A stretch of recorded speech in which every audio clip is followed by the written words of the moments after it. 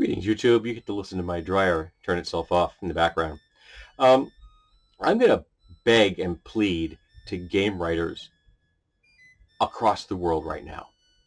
I am going to get on bended knee and implore you to please, for the love of all that is holy, stop using mental illness as a game mechanic.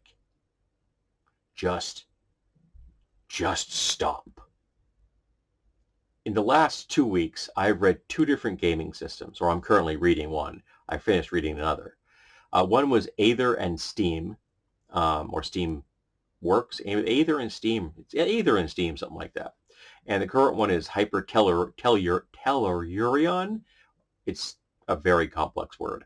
But both of them are of a derivative of one variety or another of D20 rules, essentially. And both of them have used mental illness as game mechanics. And that's, in my book, vile. There is no way I can put a shiny face on that one. In Aether and Steam, it is so bad that they have baked mental illness into the core mechanics of one of their classes. The fighter type in their game is called the Battle Scarred. Yes, I know, it's just so damn edgy. There will be a review of the entire game at some point, don't worry. I have thoughts on this game. But built into that battle-scarred mechanic is the requirement. It is required if you want to play a battle-scarred, which is just their name for a warrior, a soldier, that every single battle-scarred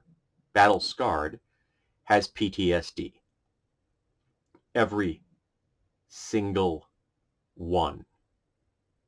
Now, fun fact, of veterans that have survived combat, 30% of them have PTSD.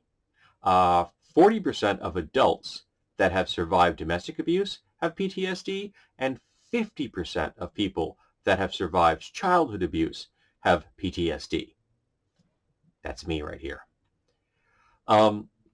So telling us, the game community, that if you want to play a soldier in your system, that 100% of them have PTSD flies in the face of reality and good taste.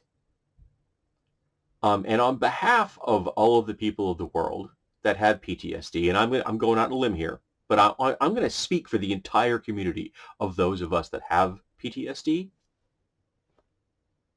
Right there, folks. That's bullshit. And later, under the abilities that you can pick up at a higher level after you've decided to become a soldier with PTSD, is another ability which is founded on even greater degrees of an emotional trauma. Also in the same system, they actually have traits you can pick up that, if you read them correctly, they're just describing autism. So they're just a game mechanic for autism. Now, if somebody wants to play a character that's autistic or wants to play a character that has PTSD, fine. I personally would find it rather tasteless if someone who doesn't have PTSD wanted to play someone with PTSD, because that's going to be a stereotypical trope that's going to be really ugly. Just like if an holistic person wanted to play someone who has autism, I would find that very questionable. Because again, you're very likely to play stereotypes that are ugly about an autistic person. But if an autistic person wants to play an autistic person, go for it. Even if they want to play an autistic person that has particular traits that they themselves don't have. They're still on the spectrum. I think that gives them the right to play someone else on the spectrum. Just like I'm not going to play a black guy. There's a reason for that. All right? And they kind of do the same thing in Hypertellurion, or Urion, whatever the hell the name is. It's a very long, tongue-twisting name. They bake more mental illness into their systems as just tropes. Is this, this is a game mechanic. Here you go. If you want this, if you want to use this thing, the person's just, they're just crazy. And this does mean that I am firmly against the whole concept of sanity mechanics in games. Yeah, it does mean that I am very much in the camp that Call of Cthulhu is a great concept, but yeah, I don't want to see that played.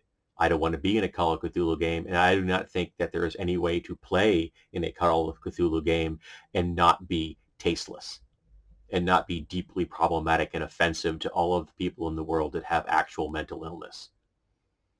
Unless every single person at that table has mental illness and they're willing to play a character that has the same types that they do, I don't see how you can do it. Somebody who doesn't have mental illness playing someone that does, that's problematic. And I'm sick of seeing it baked into games. I don't want it in the goddamn rules. And again, if you have mental illness and you want to play someone that has mental illness, fine. I have played people that suffered mental illness. Even at the time, I was unaware of my own particular diagnosis.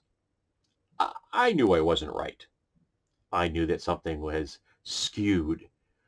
I didn't know that I had ADHD, but I do. And now that I begin to understand the full breadth of what that means, a whole lot of my past makes much more sense to me today than it did before. There are things I've done and things I do that before were just kind of, well, that's just kind of quirky, or you're just kind of fidgety. No, I'm not quirky. I have a neurodivergent problem. I'm not fidgety. I stim. It's what I do. And I've done it my entire life. The type of stimming has changed from time to time. There are ones I return to on a regular basis. And some of them have been reinforced by medical problems that I've acquired over the years. For example, I move my feet a lot. And that's both a stimming characteristic as well as it helps me helps me cope with the pain I'm in because of neuropathy. There's an overlap there. It's intersectional. I like that word. But yeah, I'm sick of it. I'm so tired of seeing this in games. Why can't we just have a game that doesn't have insanity and mental illness baked into the rules, and people just think it's another thing? You can just do it without taking into consideration of who you might be hurting. Because if you're doing this at your gaming table, what you're doing is you're telling the people at the table who may not know that they have mental illness that how they think and act doesn't matter to you. And those that do know they have mental illness and maybe haven't revealed that to the group at large, they're going to learn real darn fast that you don't have any consideration for somebody else's mental health, that you don't care, that you're willing to use it as some kind of stereotypical trope. Heck, you may even be willing to laugh at it. And you're telling them that you can't be trusted. Is that what you want? Is that the kind of thing you want to carry? You want to, have the atmosphere you want to create at your table, or on your Zoom, or whatever the heck method of communication when it comes to gaming you're using? Don't laugh at somebody else's mental illness. Don't use it as a stereotype. Don't use it as a mechanic. I'm begging you, stop it. There isn't any good reason. We can do better. We can. We wouldn't have blackface in a game. We wouldn't allow that at our tables. So why the heck do we allow people to problematically portray mental illness in the game mechanics? Why?